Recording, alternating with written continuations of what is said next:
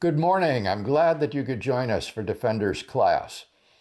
We've been talking about the mystical union between Jesus Christ and his church, between the individual regenerate believer and Christ. And last time we saw that the expression in Christ or in him is one of Paul's favorites. Some 164 times in his epistles, Paul uses this expression to describe all that we are and have in Christ. We saw last time that in Christ we are chosen, called, foreordained or predestined, created to good works, sealed by the Holy Spirit, justified, sanctified, and co-crucified with Christ. Today, let's continue that list by looking at some of the other blessings that we have insofar as we are united with Christ. Number 9, then, we have adoption as sons and heirs of God. Galatians 3, verses 16, 26, and 29. Paul says, "Now the promises were made to Abraham and to his offspring." It does not say, "and to offsprings," referring to many, but referring to one, "and to your offspring," which is Christ. In other words, Paul says this promise is primarily to Abraham's singular offspring, Jesus Christ. He goes on to say, "For in Christ Jesus you are all sons of God through faith. For as many of you as were baptized into Christ have put on Christ. And if you are Christ's, then you are Abraham's offspring, heirs according to promise." So the promise is primarily to Abraham's offspring, which Paul says is Christ. But insofar as we are united with Christ, we also are Abraham's offspring, and therefore heirs of this promise of God made to Abraham and to his offspring. This is a wonderful illustration of the union that we have with Christ, and in virtue of that union, our sharing in a promise made, according to Paul, first and foremost to Jesus Christ. 10. We are one body in Christ. Galatians 3:28. The verse that I just skipped. Paul says, "There is neither Jew nor Greek, there is neither slave nor free, there is neither male nor female, for you are all one in Christ Jesus." All ethnic and gender and other barriers to unity are dissolved in Christ. We are one body in Christ.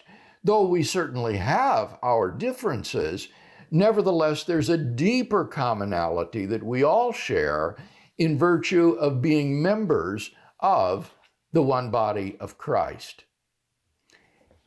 11. In Christ, we have redemption.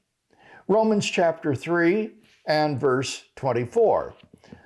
Paul says, "They are justified by his grace as a gift through the redemption which is in Christ Jesus." So, insofar as we are in Christ, we have redemption from our sins. We are freed from our sins and no longer liable to punishment for them. 12.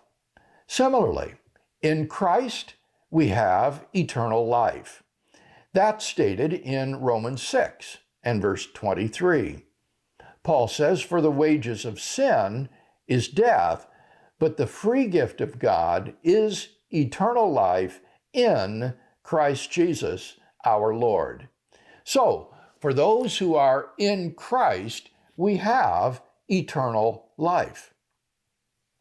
13, we have forgiveness in Christ. Ephesians chapter 1 and verse 7.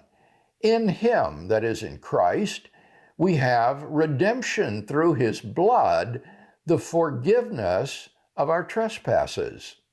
So we have a divine pardon of our sins in Christ. 14, as we are in Christ, we are a new creation. 2 Corinthians 5 and verse 17, Paul writes, therefore, if anyone is in Christ, he is a new creation. The old has passed away. Behold, the new has come. When a person is in Christ, the old life, the old self, is done away with. Our guilt is wiped out. Our death sentence of sin is abolished, and we are given a new status as adopted children and heirs of God and citizens of a heavenly kingdom. We thus become new creations insofar as we are in Christ and united with him. 15, in Christ we have liberty. Galatians chapter 2 and verse 4. Here, Paul is speaking of Judaizers who were threatening the freedom of the gospel by forcing Gentile converts to submit to Jewish law. And Paul says, because of false brethren secretly brought in, who slipped in to spy out our freedom, which we have in Christ Jesus, that they might bring us into bondage. And then the sentence continues. These Judaizers wanted to deny the liberty which Christians enjoy from all of the demands of the Jewish law, such as circumcision, food laws, and so on and so forth. Instead, Paul says that in Christ we have freedom, we have liberty from all of the demands of the law. 16, in sum, we have every spiritual blessing in Christ. Ephesians chapter 1 and verse 3 says, blessed be the God and Father of our Lord Jesus Christ, who has blessed us in Christ with every spiritual blessing in the heavenly places. So, insofar as we are united with Christ, we enjoy a multitude of spiritual blessings in virtue of being united with him. 17. The last blessing that I want to mention is that as we are in Christ, we always have triumph. In 2 Corinthians chapter 2 and verse 14, Paul says, but thanks be to God, who in Christ always leads us in triumph, and through us spreads the fragrance of the knowledge of him everywhere. Now, this doesn't mean that our lives are going to be hassle-free and that we won't be subject to failure and defeat and hardship in earthly things. Keep in mind that that sentence was, after all, written by a man who suffered enormous adversity because of his commitment to Christ and who was finally martyred for his faith. And yet, Paul is able to say, Christ always leads us in triumph. He is assuring us that insofar as we are abiding in Christ and walking in his will, even the adversities and the defeats and the failures of life ultimately redound to the purpose of the triumph of God's kingdom.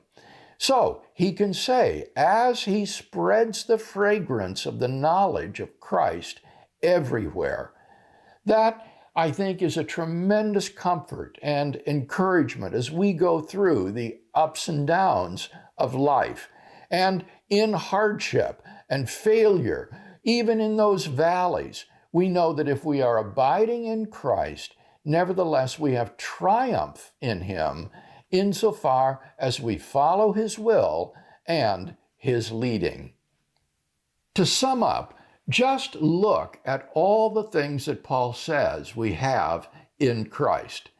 In Christ, we are chosen, called, predestined, created to good works, sealed with the Holy Spirit, justified, sanctified, co-crucified with Christ, have redemption from our sins, have eternal life, have forgiveness, are a new creation in Christ, are set at liberty, have all spiritual blessings in the heavenly places, and are always led in triumph. What a tremendous encouragement this is for us as Christians as we contemplate all that we are and have in Christ. Well, next time we'll look at a couple of important metaphors used in the New Testament to characterize our mystical union with Christ. Until then, may God lead you this week in triumph as you seek to know and to serve him.